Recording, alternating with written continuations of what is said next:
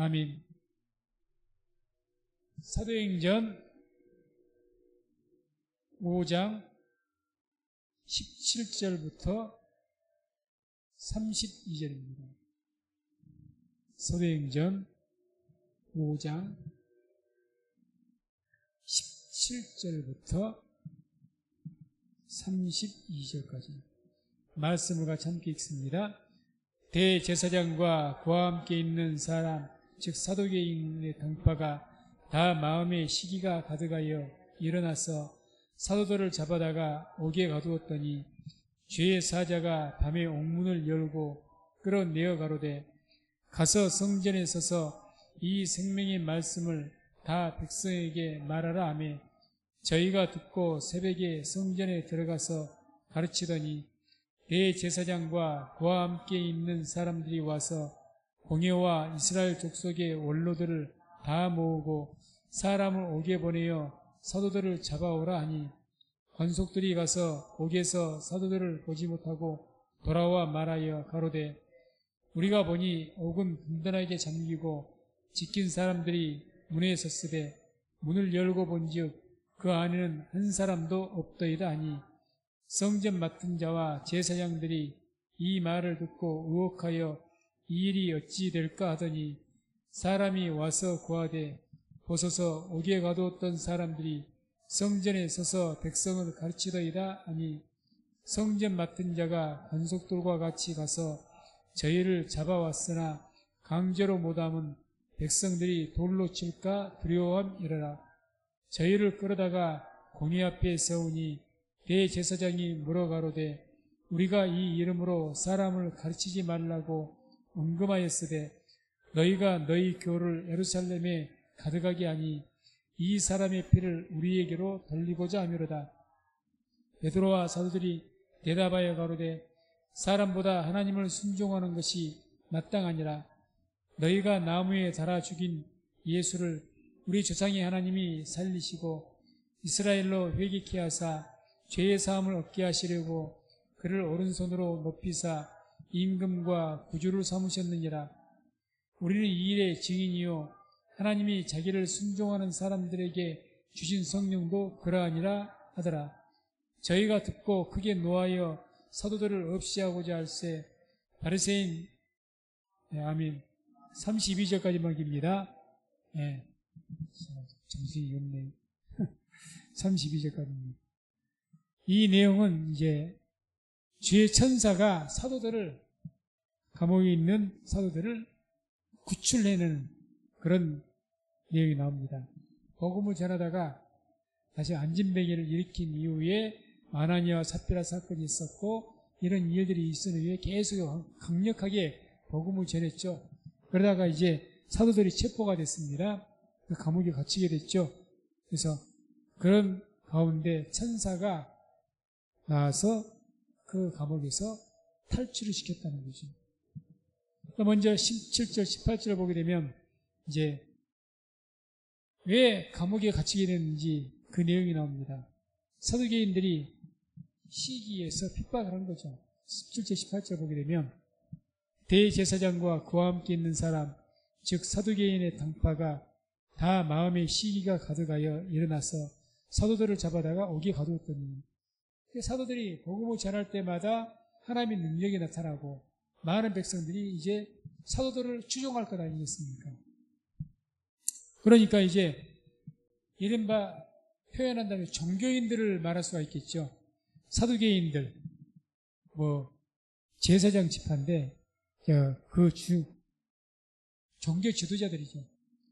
이런 사람들이 이제는 다른 것도 아닌 성전 안에서 자기들이 관리하고 있는 성전 안에서 말씀을 가르치고, 왜 말씀을 가르치는 것은 제사장이나 레인이나 다시 말해서 그런 종교 지도자들이 가르쳐야 되는데 이제 아무것도 아니다고 생각한 이런 우리가 말하면 사도들이지만 그 제사장들이 보기에는 베드로나 요한이나 야고보나 이런 사람들은 그냥 무지렁이에요. 백성이고 무식한 사람들이에요. 아무 종교 지도자가 아니란 말입니다. 그런데 와서 성전에서 가르치고 그러는데 백성들이 그 사람을 무시하는 것이 아니라 거기서 은혜 받고 하나님의 능력이 나타나고, 그러니까 많은 백성들이 이 사도들을 따르고, 이렇게 되니까 이제 시기가 일어난 거죠. 그래서 이제 핍박하기 시작합니다. 원래 이 교회를 핍박한 그런 사람들은 예수를 알지 못하고 믿지 않는 그런 불신자들이 교회를 핍박하기보다는 그분들은 뭐 관심 자체가 없어요. 교회가. 하나님 안 믿기 때문에 별 관심이 없습니다. 그런데 자기들에게 뭐 해를 주고 그러면 이제 그때 화를 내겠지만 뭐 그렇지 않는 이상은 있든지 말든지 관심 없습니다. 누가 핍박을 하느냐? 오히려 교회 안에 있는 사람들이 핍박을 합니다. 교회 안에 있다가 밖으로 나간 사람들. 그런 사람들이 핍박을 하죠. 그래서 그런 어떤 종교인들이 이제 시기에서 핍박을 하는 거죠. 교회를. 그래서 아무튼 이런 오늘 예수님께서 외식하는 자들에 대해서 말씀하신 적이 있는데 같이 하나님 믿어도 외식된 자들이 있었죠.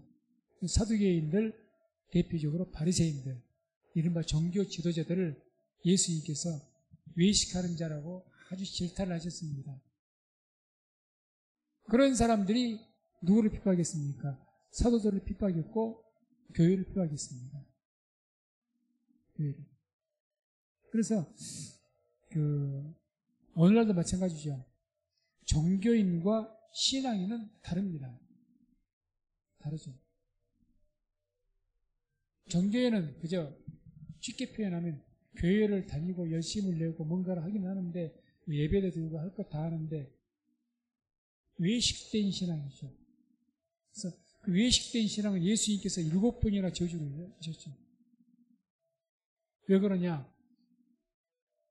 예배를 드리든지 기도를 하든지 뭘 하든지 간에 종교의 행위 전부를 그것이 하나님께 향해 있는 것이 아니라 사람들에게 보여주기 위해서 하는 경우가 많기 때문에 그렇게 기도를 해도 그냥 아주 사람들이 많은 곳에서 기도하기를 좋아했다고 합니다. 그래야 자기가 손을 높이 들고 기도하면 또 거룩한 옷을 입고 그럼 자기를 또 거룩한 사람으로 봐주고 자기가 칭송을 받기 위해서 그렇게 했다는 거죠. 그래서 그런 어떤 신앙 행위 자체를 그렇게 우리가 예배를 받으신 분이 누구십니까? 하나님이시죠. 하나님이시지. 하나님 외에 다른 분이 안 계셔요. 하나님께로만 목적이 돼 있어야 되는데 이게 예배나 신앙생활이 하나님께로만 향한 것이 아니라 사람에게 향해 있어요. 그러다 보니까 신앙생활에도 하나님만 바라본 것보다 사람의 눈치를 보게 됩니다. 뭐 그런 보류를 종교인이라고 이야기하죠. 그래서 종교인, 세상에서는 우리 모두 통틀어서 교회에 다니든지 어디를 다니든지 통틀어서 종교인 이렇게 이야기하죠. 정말 종교인은 맞죠. 근데 다른 어떤 의미를 두고 생각한다면 종교인은 우리가 참 그렇게 좋아할 내용은 아니죠. 신앙인이 돼야죠. 신앙인은 믿는 사람들을 말하는 거예요. 진짜 예수를 믿고 참된 신앙 가지고 있는 분들은 그분들이 교회를 핍박하기겠죠. 우리 교회 안에서 힘든 일을 자기가 당하고 그러면서도 인내하고 거꾸로 자기가 핍박을 받죠. 그게 신앙이죠. 그러나 종교인들은 오히려 교회에 밖에 있든지 안에 있든지 우리 교회를 핍박합니다. 비방하고. 교회 다니면서도 자기가 교회를 비판을 해요. 교회를 자기가 다니면서. 그런 경우를 제가 더러 많이 봅니다. 그런데 그런 것처럼 지금도 이른바 종교인이라고 할 수 있는 종교 지도자들이죠. 사두개인들. 이런 공파가 지금 복음을 전하니까 하나님 말씀 전하니까 사도들이 핍박하고 이렇게 감옥에 가두고 이렇게 한 겁니다. 다음에 19절 20절 보게 되면 죄의 사자가 나타나가지고 천사가 나타나가지고 이제 옥에서 끌어내주고 사도들에게 가서 복음을 전하라고 명령하는 내용이 19절, 20절에 나옵니다. 함께 읽습니다. 주의 사자가 밤에 옥문을 열고 끌어내어 가로되 가서 성전에 서서 이 생명의 말씀을 다 백성에게 말하라. 아멘. 누가 지금 끌어냈다고? 주의 사자. 다른 말로 하면 천사를 이야기합니다. 천사. 천사가 감옥에 갇혀있는 사도들을 끌어내줬다. 옥문을 끌어내줬다. 탈옥을 시켜준 거죠. 이와 같이 구원해줬다는 이야기입니다. 우리가 이 천사는 신앙을 잘못되어 있는 분들은 이 천사로 숭배하는 사람들이 있습니다. 천사는 분명히 우리 인간보다는 능력이 월등하게 높죠. 월등하게 높습니다. 큰 능력 가지고 있습니다. 그러나 이 천사에 대해서 히브리서 1장 14절은 뭐라고 이야기하느냐? 이렇게 이야기합니다. 함께 읽습니다. 모든 천사들은 부리는 영으로서 구원 얻을 후사들을 위하여 섬기라고 보내심이 아니요. 천사가 누구라고요? 부리는 영이다. 누가? 구원 얻을 후사들을 위하여 섬기라고. 구원 얻을 후사들이 누굽니까? 우리입니다. 하나님 믿는 우리, 예수를 믿는 하나님의 자녀들을 섬기라고 보내진 자들이 누구라고요? 천사라는 거죠. 이 천사는 우리를 도와줄 자들이지 우리를 도와주는 자예요. 하나님께서 부리는 영, 부리는. 그런데 성경을 잘못 알게 되고 신앙이 잘못되게 돼 있으면 이 천사를 숭배하는 경우가 있습니다. 숭배하는 경우.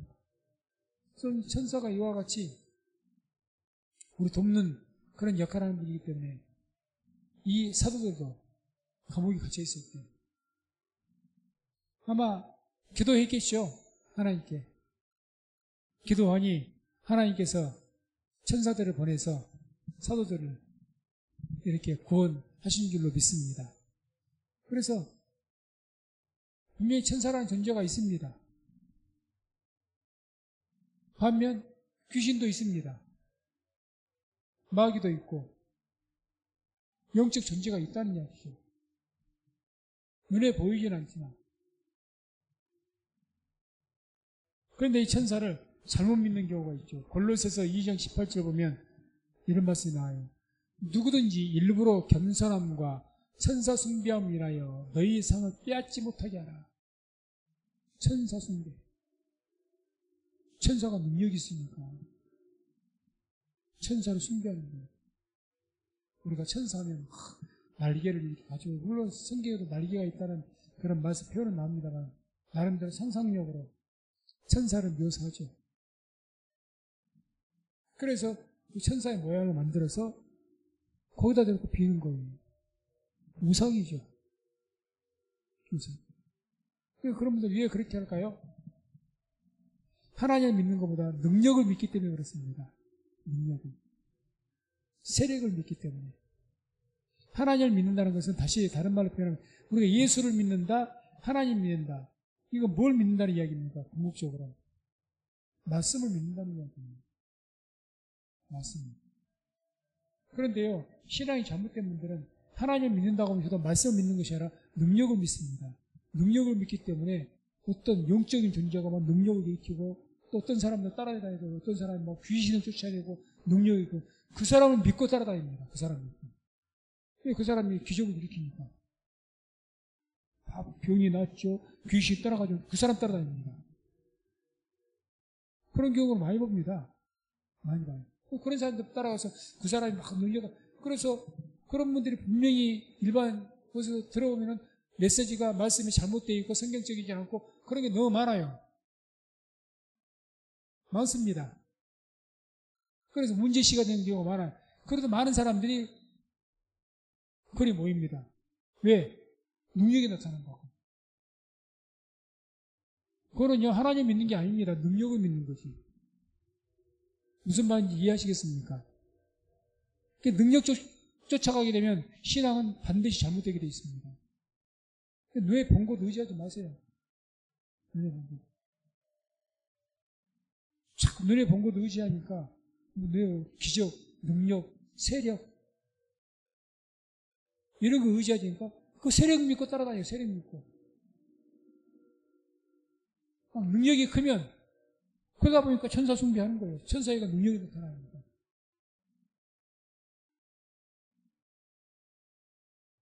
그래서 왜 그런 현상이 나타나느냐? 하나님을 믿는다, 예수를 믿는다는 것은 말씀을 믿는다는 것인데, 그런 그 믿음의 대상이 말씀이기 때문에 말씀 쪽으로 우리가 모든 관심이 돌아갈 겁니다. 그게 정상적인 믿음이죠. 그런데 말씀이 바탕이 되어 있는 믿음이 아니고 믿음이 잘못되니까 뭐에만 관심을 갖게 됩니까? 능력에만. 야, 여기 있다, 저기 있다. 예수님이 마지막 때 여기 있다, 그리스도가 여기 있다. 그 무슨 말? 그리스도라는 존재가 꼭 지금의 이단 교주들처럼 내가 그리스도다, 내가 보혜사다, 능력이 일으키고 신천지가 얼마나 세력이 큽니까? 구원파가 얼마나 세력이 큽니까? 안상홍 증인 이런데 얼마나 세력이 큽니까? 사람들 많이 모여요. 그럼 주위에 유혹받은 사람이 뭐라고 그러죠? 와, 사람 많이 모인다고. 뭔가가 있으니까 저러지 않겠냐? 그런 말을 들어듣습니다. 왜? 아니, 주님 말씀처럼 어떤 능력 행할지라도 우리가 영들을 분별하고 말씀으로 보아야 되는데 그게 아니라는 거죠. 큰 능력이 나타나고 큰 세력이 모이게 되면 그쪽으로 쏠립니다. 그걸 믿습니다. 세력의 신을 따르는 거예요. 세력의 신. 힘의 신을 따르는 것이고. 그러니까 천사도 숭배하는 거예요. 천사도. 천사가 능력을 일으키니까, 능력을 나타내니까 천사가 나를 믿어달라 그랬겠습니까? 하나님의 종인데. 그냥 사람이 천사가 능력을 도와주니까 하나님을 믿는 것이에요. 천사를 숭배하는 거예요. 그런 성경에 그런 일들이 나옵니다.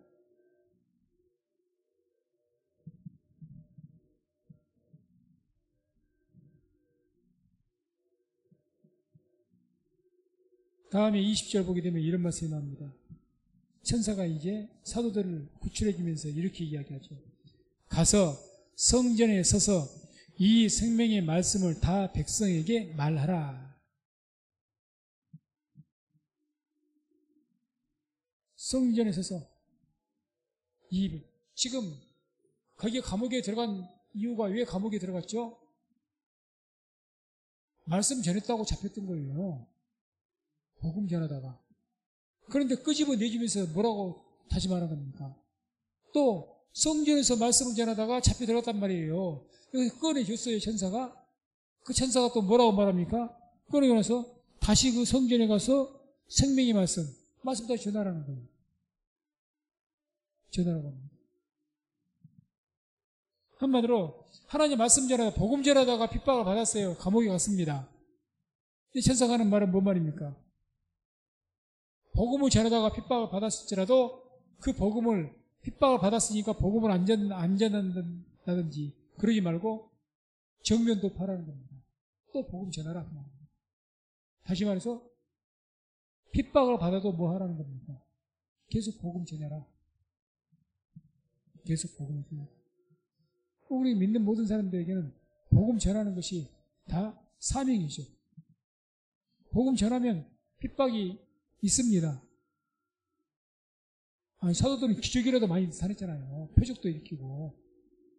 기적을 일으키고 표적을 일으켜도 감옥에 갔어요. 감옥에 갔어. 감옥에 가서 또 나와도 또 복음을 또 전했습니다.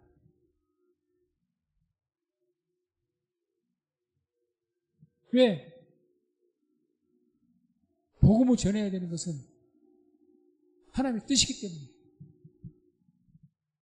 그러니까 우리가 어떤 주의를 할 때 우리는 이제 복음을 전하기 위해서 또 복음이 전파되고 그렇게 하기 위해서 선교의 일들을 합니다. 전도도 하고 선교도 하고 그런 일이 있으면, 그런 일을 하게 되면 항상 은혜만 있고 복만 있느냐? 그게 아니라는 거죠. 핍박을 받는다는 거죠. 그런 핍박을 받으면 중단할 것이냐? 지금 말씀은 중단하라고 말씀하지 않잖아요. 가서 어디가, 아니 성전 말고 차라리 성전에서 잡혔으니까 저 시골로 내려가서 복음 전해라. 그러면 또 이해를 하겠어. 잡힌 곳이 성전이라니. 성전에서 전하다 잡혀가 들어갔어. 가서 또 그 성전에 또 전해래. 그래서 또 전하랍니다. 한마디로 뒤로 물러서지 말라는 거예요. 복음 전하면서. 때를 얻든지 못 얻든지 전하라 그 말입니다.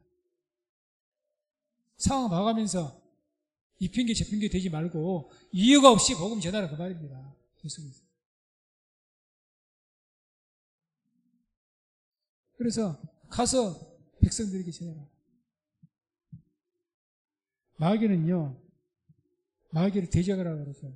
마귀를 어떻게 대적을 해야 됩니까? 보이지도 않는 마귀. 말씀으로 대적해야죠. 지난 시간에 배웠잖아요. 지난 수요일에. 예수께서 시험 받으시면서 마태복음 4장에 보면 뭘로 대적했습니까? 기록된 말씀. 마태복음 4장 4절, 7절, 10절 세 번이나 계속 뭘로 예수님을 유혹하니까 뭐로 돼요? 기록되었으되, 기록되었으되, 기록되었으되. 기록된 말씀으로 대적하고 마귀를 쫓아내지 않습니다.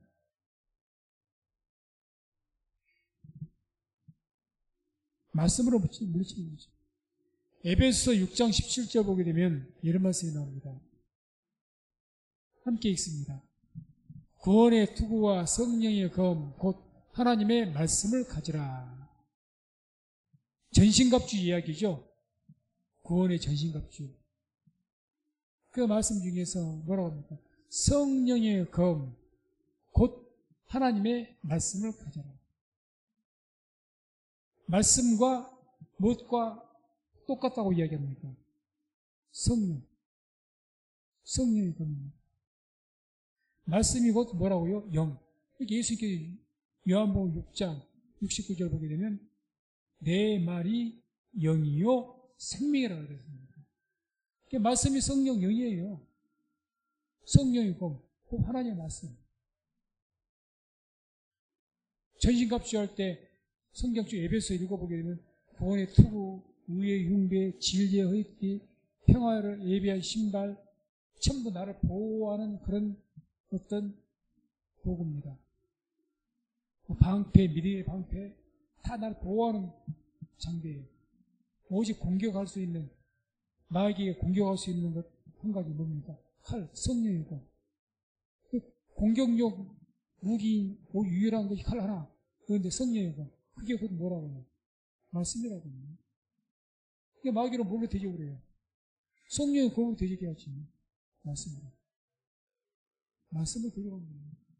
악한 영을 물리치는데 그냥 막 고래고에 소리 지르고 뭐 이상한 방법으로 막 악한 영을 물리친다고 귀신 쫓아낸다고 뭐 저기 점쟁이들 하는 무당이나 하는 그런 짓거리 같은 그런 이상한 행위를 하면서 교회에서 그러면서 말로 막 예수 이름을 쫓아낸다고 그러고 저 기도원 가면서 희한한 데 많이 봤어요. 가면서 그냥 막 그러면서 막 귀신 쫓아낸다고 머리 막 누르면서 넘어지라고 막 찌르고 있고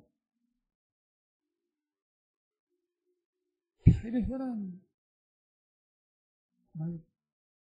그럼 귀신 쫓아낸다는 거예요. 귀신은 어떻게 쫓아낸다고요? 말씀을 쫓아냅니다. 아멘. 말씀으로 쫓아냅니다. 말씀으로. 이상한 방법을 동원을 하고 하지 말라는 거죠. 희한한 방법으로. 그 저기 미신적으로 하는 그런 점장이들아 그런 짓을 한다는 거예요. 악령 퇴치한다고. 별것 다 하고. 그러니까 막 우리가 막 불을 지나가기도 하고, 피를 흘리기도 만들고, 뭐 한다고? 귀 쫓아낸다고. 별별 행동을 다 하죠. 의식을 하고. 근데 이렇게 마귀는 말씀으로, 귀신 말씀으로 대적하는 겁니다. 그러니까 지금 사단 마귀가 종교 지도자를 이용해서 사도들이 복음 전하는 것을 핍박하고 방해합니다. 교회를 회방합니다. 그러니 지금 그럼에도 불구하고 천사가 구출해주고 성전에서 생명 말씀 전하라. 무슨 말이에요? 말씀으로 되직해서 무시하라는 거죠.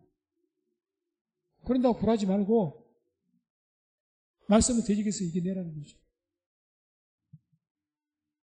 그래서 하나님 믿다가 말씀 믿고 우리가 신앙생활 하다가 어려운 일 당하면 거기서 물러서거나 굴복하지 말고 계속해서 오히려 더 말씀 위에 굳건하게 서시고 말씀으로 악한 영을 대적하시기를 주의 이름으로 축원해 드립니다. 그게 마귀를 대적하는 겁니다.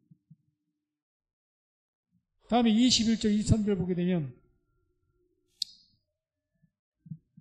천사가 성전에 가서 말씀 전하라 했잖아요. 그 말씀에 순종을 하고 그 모습 보고 그 성전을 관리했던 관리들, 관속들이 제사장들에게 이제 보고를 하죠. 보고를 합니다. 그 내용이 21절에 23절까지 쭉 나옵니다. 보게 되면 함께 읽습니다. 저희가 듣고 새벽에 성전에 들어가서 가르치더니 대제사장과 그와 함께 있는 사람들이 와서 공회와 이스라엘 족속의 원로들을 다 모으고 사람을 옥에 보내어 사도들을 잡아오라 하니 관속들이 가서 옥에서 사도들을 보지 못하고 돌아와 말하여 가로되 우리가 보니 옥은 든든하게 잠기고 지킨 사람들이 문에 섰으되 문을 열고 본즉 그 안에는 한 사람도 없다이다 하니. 이게 천사의 말대로 순종해서 성전에 가서 말씀을 전했습니다. 그런데 이게 지금 탈출한 걸 몰라요. 제사장들이 아직. 그러니까 이 제사장들이 그 관리하는 관원들에게 가서 옥에서 빨리 그 사도를 데리고 와라. 그렇게 말한 거죠. 감옥에 가서. 근데 갔더니 뭐라고 보고합니까?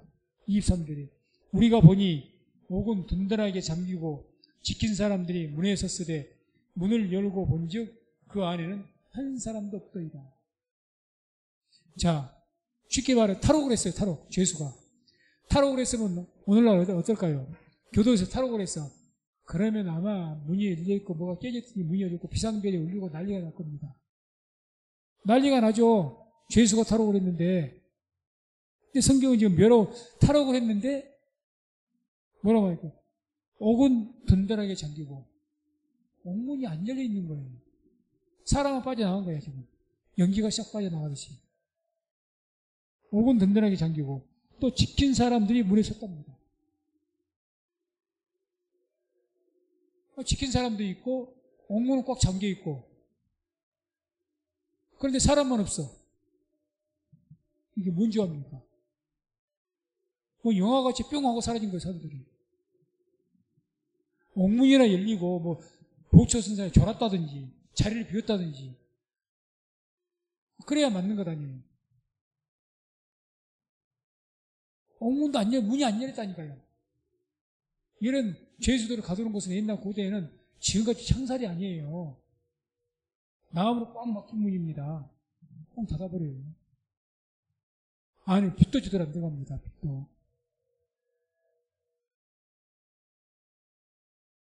사람은 없는 거예요. 문을 열어보니까. 사람만. 밖에 수문장도 그대로 지키고 있는데.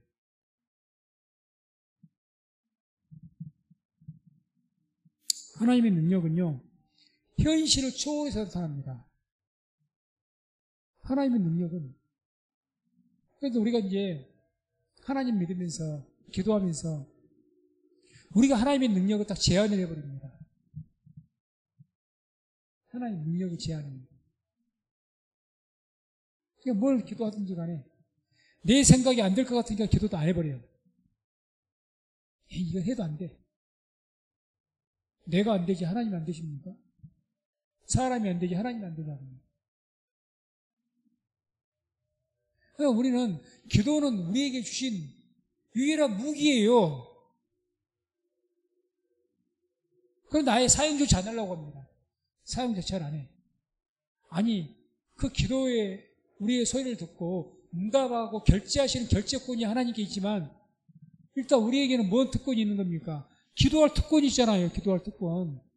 주시고 안 주시고 그것은 결정 자체는 하나님께서 하신다 그 말입니다.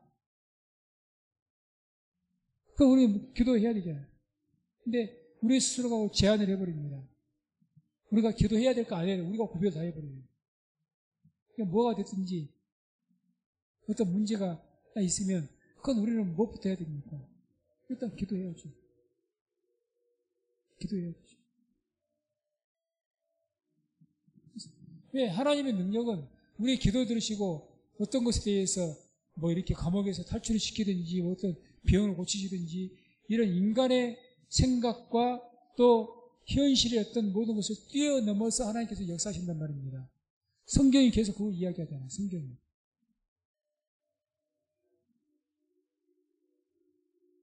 때문에 우리는 이런 말씀 우리가 보고 이게 만약에 사도행전 시대에만 딱 있고 오늘 현대 시대는 없다. 그러면 그렇게 기도할 필요가 없겠죠. 근데 그게 아니잖아요. 오늘날도 얼마든지 이해가 안 되는 일들이 많아요. 이해가 안 되는 일. 제가 2주 전인가 무등산 기도원에서 거기에서 세미나가 있어서 왔는데 마지막 날 이 한겨레 신문 기독교 우리 교회에 갖다 놨는데 거기 대표이사예요. 목사님이신데 김바울 목사님이라고 이분이 갑자기 간증을 하셨어. 자기가 암 걸렸는데 그 암이 어디 병원이라 했죠? 서울 뭔 병원이라 했는데 그게 갑자기 없어진 거예요. 사진에서. 그 목사님 말 표현이 그래요. 그 사모님도 같이 갔으니까. 표현이 그래. 병원이 난리가 났다는 거예요. 아니, 분명히 그 암 있어가지고, 그게 위험했는데, 그게 없어졌다는 거예요. 그런 일들이 가끔 있습니다. 가끔 있어요. 인간 세상에서는 우리가 알지 못하는 인간이 이해하지 못할 일들이 간혹 일어납니다. 기적적인 일들이. 그래서 뭘 말하는 거죠? 기적은 있다는 이야기 아닙니까? 기적은 있어요. 내가 기적을 체험 안 했으니까 기적 자체가 없는 겁니까? 있어요. 성경에도 이렇게 있고. 그래서 우리가 자꾸 하나님 믿는다고 하면서 하나님의 능력을 제한하지 마시기 바랍니다. 그거는 하나님의 죄악입니다. 죄악이죠. 하나님 무시한 거죠. 아버지는 얼마나 할 능력이 있는데, 에이, 아버지 그거 못해요. 그거 뭐 하는 거예요? 아버지가 무시해버린 거지. 다음에 24절, 25절 보게 되면, 제사장들의 반응과 사람들이 이제 보고가 나옵니다. 24절, 25절 함께 읽습니다. 성전 맡은 자와 제사장들이 이 말을 듣고 의혹하여 이 일이 어찌 될까 하더니 사람이 와서 구하되 보소서 옥에 가두었던 사람들이 성전에 서서 백성을 가르치더이다 하니. 아니 분명히 제사장들은 지금 어떻게 알고 있습니까? 체포해서 깊은 감옥에 넣어놨으니까 거기 있을 줄 알았죠. 근데 보고를 뭐라고 합니까? 관리가 와가지고 제사장님 큰일 났습니다. 왜? 가봤더니 없는데요. 뭐가 없어? 그 사람들 없는데요. 무슨 말이야? 그러면 거기 뭐 문이라도 깨고 탈옥이라도 했다는 거냐? 아니요. 문은 그대로 잠겨 있는데요. 그리고 보초들은 뭐 했어? 보초도 그대로 있는데요. 무슨 말이야? 사람만 없어졌습니다. 이랬다는 것 아닙니까? 어떻게 그럴 수가 있어? 그건 없어졌습니다. 그러니까 이 말을 듣고 의혹했다는 이 말의 성경 원어가 당황해서 어쩔 줄 모른다는 거예요. 이게 도대체 어떻게 된 일이냐, 이게 뭔 말이냐, 그거죠. 어떻게 그럴 수가 있냐는 거죠. 차라리 문을 깨트리고 나가다 누가 외부에서 침입자가 있어갖고 도와줘갖고 문을 깨트리고 보초를 죽이든지 어떻게 하든지 해가지고 타로 걷다 이해를 하겠어. 근데 보고하고 뭐라고 보고한 겁니까? 아니, 감옥문은 갇혔어요. 문 꽉 닫혀 있어요. 아무 이상 없습니다. 자물쇠가 깨진 것도 아니고 꽉 잠겨져 있습니다. 보초도 그대로 보초도 서 있었습니다. 근데 문을 열어봤더니 사람은 없습니다. 그 땅으로 꽂았다냐, 하늘로 솟았다냐? 모르겠습니다. 이거 뭐야, 이게 무슨 말이야? 그러니까 그냥 난리가 난 거죠. 이런 초자연적인 일들이 성경에만 있는 것이 아니라 현실에도 있을 수가 있다는 이야기죠. 몇 년 된 줄로 압니다. 다니엘 기도에서. 북한에서 잡혀갖고 감옥에 있다가 하나님의 기적들을 체험하고 이야기하지 않습니까? 이야기하잖아요. 우리들은 자꾸 이제 그것을 우리가 이해를 못한 일들은 우리가 안 믿으려고 하잖아요. 믿어야 기도가 나오잖아요. 믿어야. 제가 항상 말씀드린 것이 왜 기도하지 않습니까? 안 믿으니까 기도 안 한다. 맞는 말이잖아요. 믿는데 어떻게 기도가 안 나옵니까?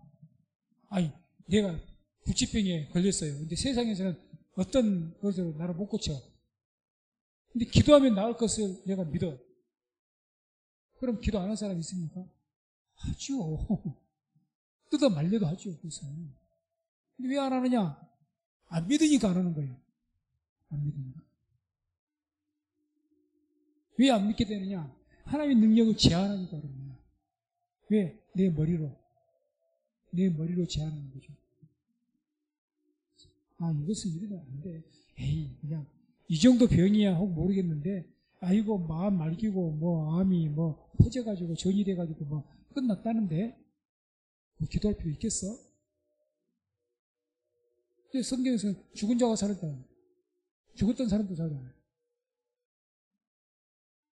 그래서 우리가 이 하나님의 능력과 기적은 우리의 그런 것들을 좀 깨트려야 된다는 거죠. 적어도. 우리 생각으로는 현실 속에서는 이게 불가능이죠.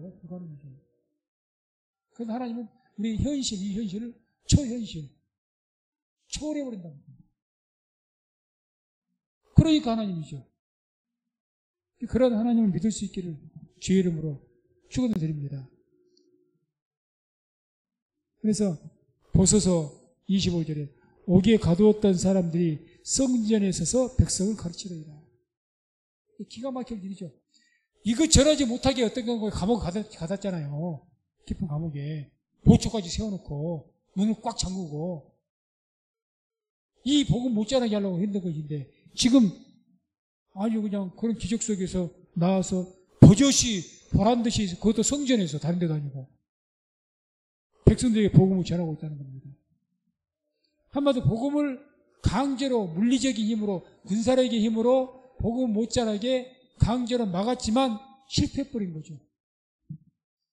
사단은 지금도 이 시간에도 어떤 형식으로든지 복음이 전해지지 못하도록 여러 가지로 해방합니다. 힘과 능력으로. 계속 교회를 핍박하고 선교하는 일이라든지 복음을 전하는 일, 주의를 하는 것을 계속 압력을 넣죠. 계속 힘으로. 그런데요, 우리가 성경을 보든지 교회 역사를 보든지 여러 가지 모든 걸 보면 복음은요, 핍박을 받으면 받을수록 더욱 강해지고 성장을 해버립니다. 이게 교회의 역사예요. 교회의 역사. 아니, 교회가 핍박을 받으면 교회가 없어지든지 없어지지 않더라도 더 쪼그라들어야 되잖아요. 그러죠? 쪼그라들어야 돼. 이 교회를 핍박할수록 더 많아져. 중국이 지금 이 북한하고 적경 지역이 있는데 그 적경 지역을 가보려면 중국을 통해 가야 되는데 지금 가지를 못해요. 중국이 하도 교회를 핍박하니까 가지를 못합니다.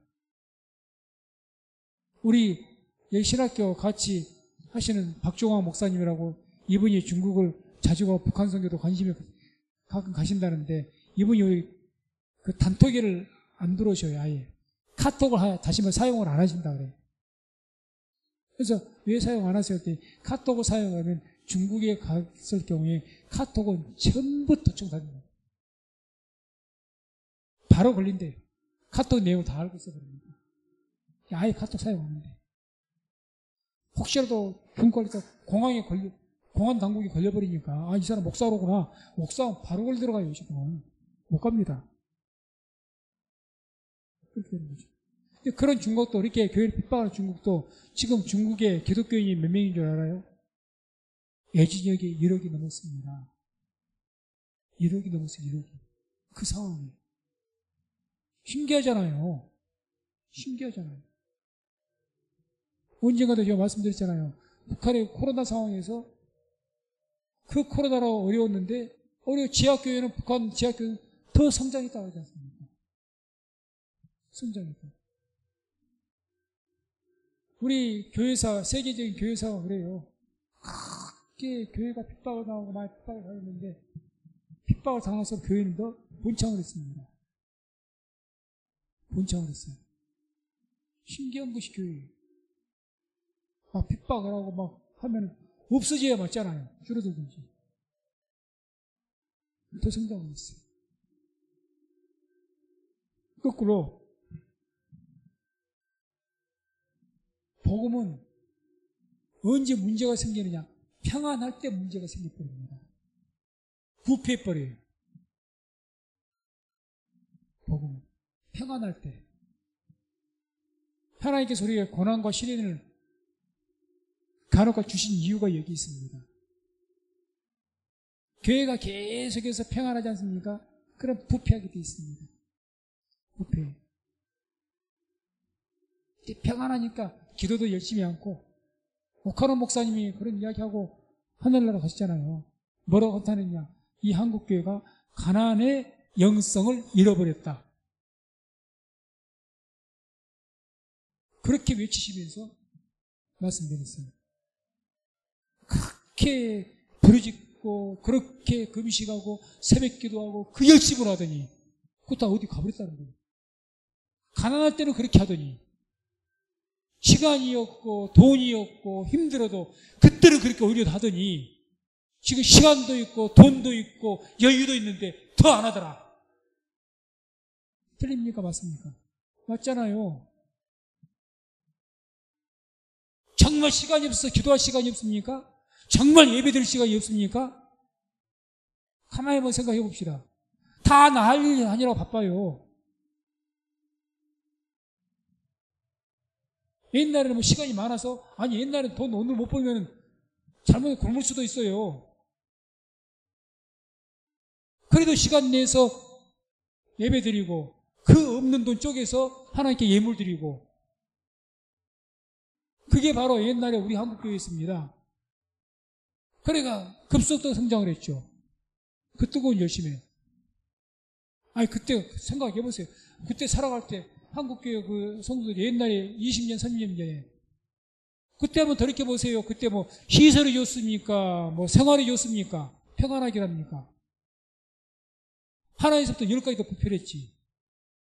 그때하고 비하하면 지금이야 완전히 뭐 천국이지. 더 편하고. 그래 편하니까 더 열심히 합니까? 더 열심히 하나님 말씀도 읽고 더 열심히 기도하고 더 합니까? 안 하잖아요. 안 하잖아요. 더. 그건 명백한 사실이잖아요. 그러니까 성경 올려보세요. 교회라는 것이 복음이 핍박을 받으면 교회는 더 강해진다니까요. 더 성장을 하고.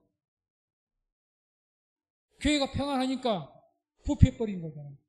카톨릭이 그런 거 아닙니까? 카톨릭이 왕권까지 가지고 왕을 임명하는 권한까지 있으니까. 중세교회 때 옛날에. 강력하니까 아주. 그러니까 교회가 부패해버리잖아요. 오늘도 마찬가지죠. 교회가 성장하고 막 물질도 많고 뭣도 많고 막 여유가 있고 막 그러니까 아주 시설도 좋고, 요즘 개척교회도요, 시설이 우리 교회는요, 시골 교회도 우리 교회보다 나은 데가 많습니다. 훨씬 많아요. 시골 교회 가면, 야, 한두 달 전에도 시골에도 교회 갔는데, 야, 진짜 잘해놨대요. 응? 그럼 교회 가지고 수백 명이 되는 교회냐? 아니에요. 배나 우리 수준이나 비슷합니다. 아주 깨끗하게 해놓고, 잘해놔요, 요즘에 다. 지금 이런 성구 쓴 데가, 과연 다른 교회 가보세요. 여러 옛날 성구를 쓴 데가 교회가 몇 군데나 있는가?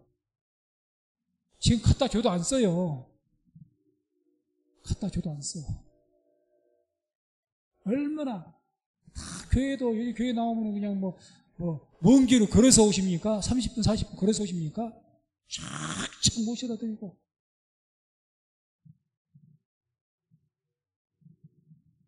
그래서 우리가 그런 거 생각해 보자는 거죠. 교회는 분명히 말씀드리죠. 복음이나 교회에는 평안할 때 더 부피해버립니다. 우리 신앙도 마찬가지일 겁니다. 신앙도. 평안하니까 평안하고 아무 문제가 없고 부족함이 없고 그러면 하나님께 영광 돌리면서 하느냐? 아니요. 안 그러더라고요. 부피해버립니다. 그렇게 교회 가서 우리 성경 보면은 초대교회가 정말 이 초대교회 같이 순수한 교회가 어디가 있습니까? 근데 계속 핍박이 있잖아요. 계속. 핍박이 있습니다. 우리 잘 생각해 보시기 바랍니다. 26절 28절까지 보게 되면 그러다가 복음 전에 다시 체포가 되죠. 공회에 세워졌습니다. 26절 28절 함께 읽습니다. 성전 맡은 자가 관석들과 같이 가서 저희를 잡아왔으나 강제로 못함은 백성들이 돌로 칠까 두려워하며라. 저희를 끌어다가 공회 앞에 세우니 대제사장이 물어 가로되 우리가 이 이름으로 사람을 가르치지 말라고 엄금하였으되 너희가 너희 교를 예루살렘에 가득하게 하니 이 사람의 피를 우리에게로 돌리고자 하니로다. 성전 맡은 자가 관속들과 같이 가서 저희를 잡아왔으나 강제로 못했다.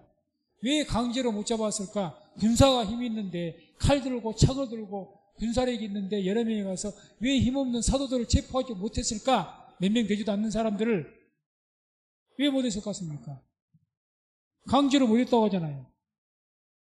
물론 성경은 백성들이 돌로 칠까 두렵다. 왜 사도들을 체포해 가는데 백성들이 군사들에게 돌로 치려고 했을까요? 오늘날 같으면 경찰이 범인을 체포하는데 사람이 경찰한테 덤벼든 꼴 아닙니까? 왜 백성들이 그랬을까요? 사도들과 교회에 의한 경외심 때문입니다. 경외심. 사도들에게 경외심이 있으니까 아니 감히 하나님 말씀을 전하는 사도들 저분들을 체포해 간다고? 왜? 경찰이 되면 소용이 없어. 돌 들여서 하면 나더라고. 어디 감히 사도들에게 옷을 손을 대느냐고. 어디 가시 체포하려고 그러냐고. 이렇게 되는 거죠. 다시 말해서 교회와 사도가 지난 시간에 다 말씀드렸습니다. 아나니아와 삽비라 사건, 성전 미문의 사건, 이런 모든 사건, 일련의 기적적 특별한 기적들이 계속 나타나는 사건은 교회의 영적 권위를 세우기 위해서, 사도적인 권위를 세우시기 위해서 하나님께서 계속 놀라 기적과 표적이 나타나게 하셨다고. 그러니 이제 이 교회에 대한 백성들은 경외심이 극도로 있는 거예요. 하나님의 종이다 이런 개념이 있는 거죠. 저 사도들은 말씀 전하는 분들은 하나님 말씀을 전하는 분이고 하나님의 종이다. 그런데 그 하나님의 종을 감히 누가 건드려? 이렇게 되는 거죠. 쟤들이 경찰이라고 감히 건드려? 누구도 못 건드리게 하는 거죠. 백성들이.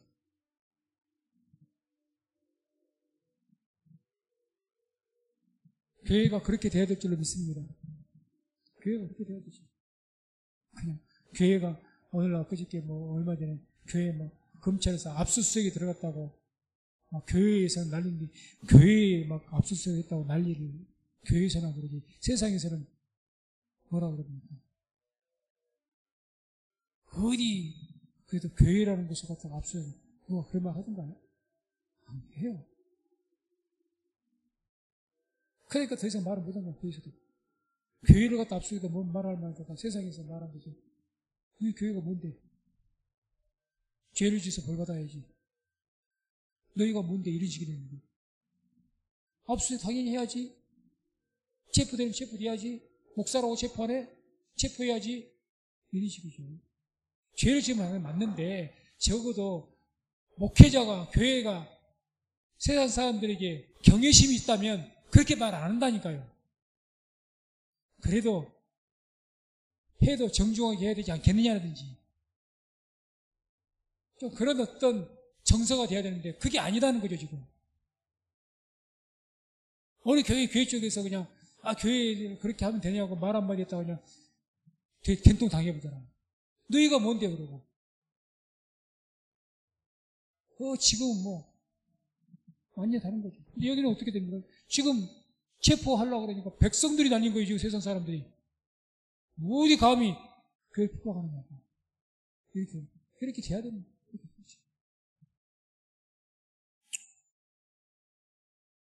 그래서 이 제사장들이 복음을 전하다가 그 사도들을 감옥에 넣습니다.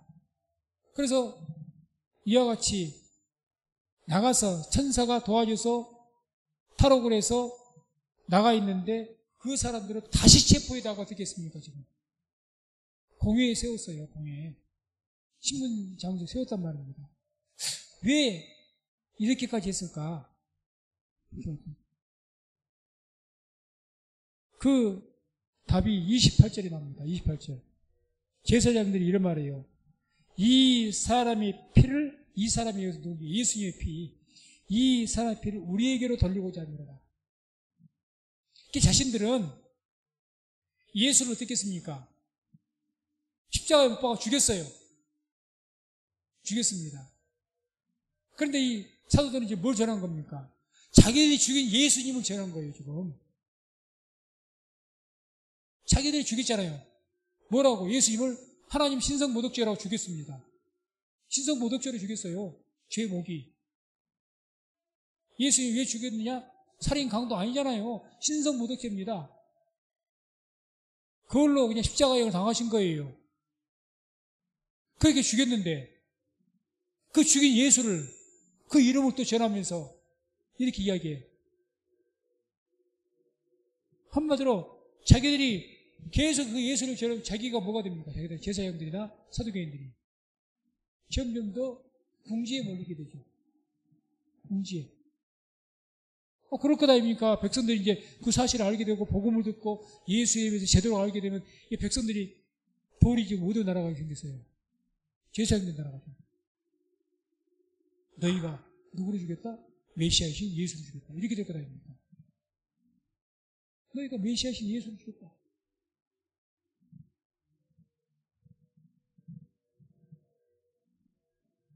지금도 유대인들을 미워하는 분들이 많습니다. 교회 분들이. 왜? 유대인들이 예수 십자가 못 박아 죽였다고.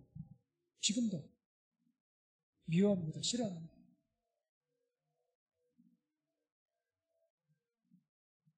이와 같이 예수의 이름이 전파될수록 궁지에 몰리기 때문에 그렇게 되는 거죠.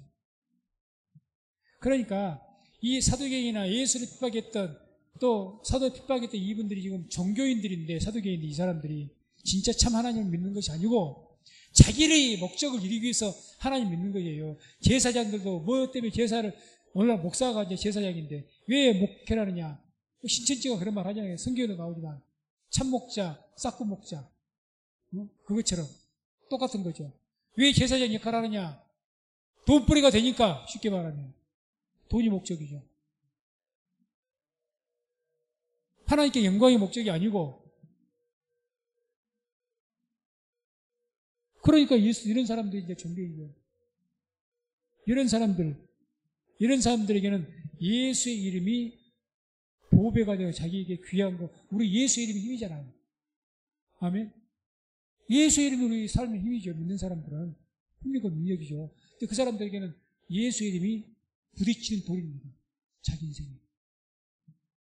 그렇게 될 것이라고 성경은 기록을 해요. 성경이.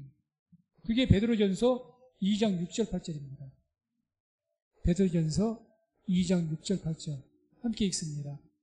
경에 기록하였으되 보라 내가 택한 보배롭고 요긴한 모퉁이 돌을 시온에 두노니 저를 믿는 자는 부끄러움을 당치 아니하리라 하였으니 그러므로 믿는 너희에게는 보배이나 믿지 아니하는 자에게는 건축자들이 버린 그 돌이 모퉁이의 머릿돌이 되고 또한 부딪히는 돌과 거치는 반석이 되었다 하니라.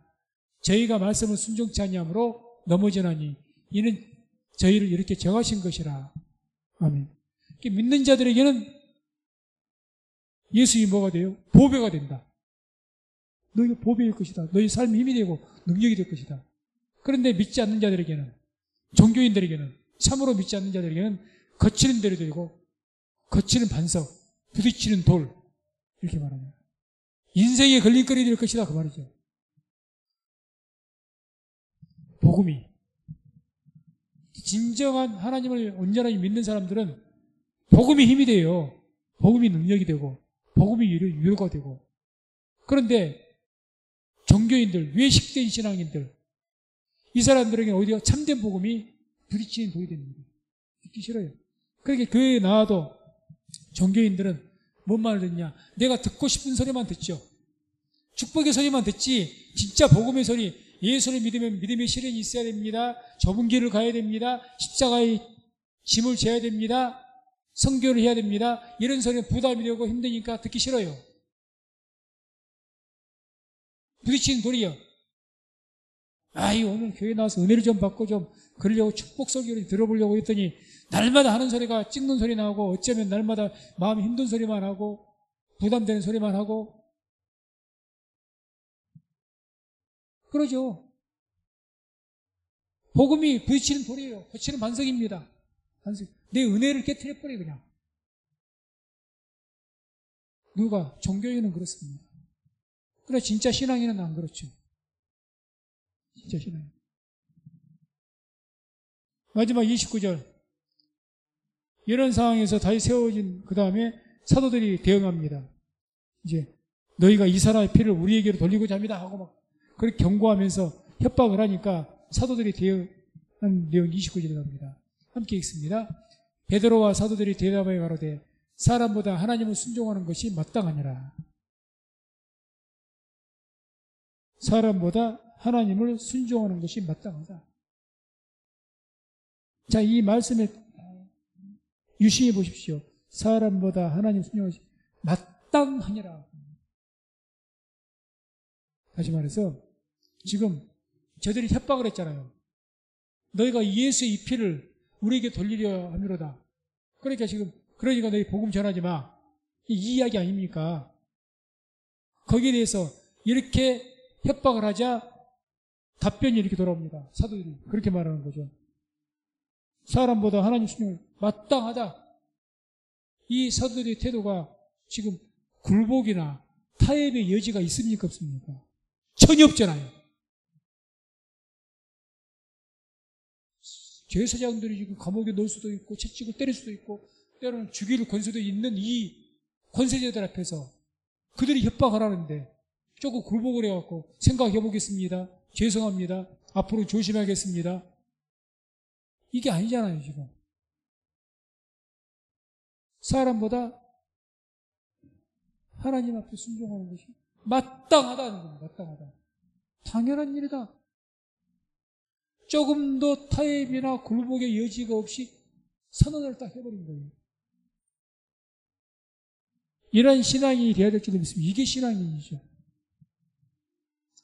예수 믿는 신앙이 교회에서는 막 다 좋다 해주니까 예수 믿는 것처럼 말도 잘하고 그러는데 다른 데 가서는 예수 예자도 말 꺼내지도 못하고 그게 무슨 신앙이라고 하겠습니까? 아니죠. 조금 주위에서 신앙 문제 때문에 갈등 생길 때 당당히 할 말도 못하고 예수 믿는 사람이 내가 하나님께 예배드리는 것에 대해서 왜 내가 말을 못해요? 당신들 안 믿어 나는 믿으니까 나는 내 일을 해놓고 내 일을 안 하겠다 모르지만 내 일을 하고 나는 하나님께 예배드리겠다. 그렇게 나가야 맞는 거죠. 근데 자꾸 이런 것들 양보로 하면 안 되는 거죠. 그런 사람들에게는 좋은 소리 듣죠. 사람 좋다는 소리.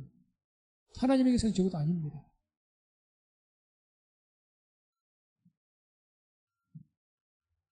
그 30절, 32절의 내용은 이제 주의 죽으심과 부활을 쭉 증거합니다. 다시 한번. 복음을 다시 전한다는 거죠. 확고하게. 그래서 우리가 증인이다. 이렇게 이야기하죠. 증인이다. 누가 이 복음의 증인이 된 줄 아십니까? 이와 같이 타협이나 굴복의 여지가 없는 그런 확고한 신앙을 가진 사람들 통해서 복음이 선포가 됩니다. 생각해 보세요. 내가 확실하게 믿어서 확고한 신앙을 가지지 않는데 누구에게 복음을 힘있게 전하겠습니까? 안 되는 거죠. 확고한 일은 사람보다 하나님을 순종하는 것이 마땅하다. 조금 더 복음 전하는 일을 내가 멈출 생각을 가지고 있지 않아요. 감옥에 넣든지 나를 죽이든지 당신들이 알아서 할 일이고 나는 내 할 일을 하겠다 그 이야기 아닙니까 지금. 그런 마음가짐으로 복음을 전한 거예요. 그자들이 증인이 되죠. 그자들. 말씀 맺습니다. 오늘 사도들은 복음을 전하다가 감옥에 갇혔지만 천사가 구출을 해줬고 기적 가운데 또 구출해서 다시 성전에서 복음을 전하다가 또 체포가 됐습니다. 그럼에도 불구하고 조금도 굴복이나 타협의 여지 없이 복음을 전했습니다. 우리들도 하나님의 영으로 충만함 받아서 우리의 신앙이 상황에 따라서 타협하고 상황에 따라서 굴복하는 것이 아니라 언제든지 우리가 신앙만큼은 끝까지 굳건하게 지킬 수 있는 우리 모든 성도님 되시기를 주의 이름으로 축원을 드립니다.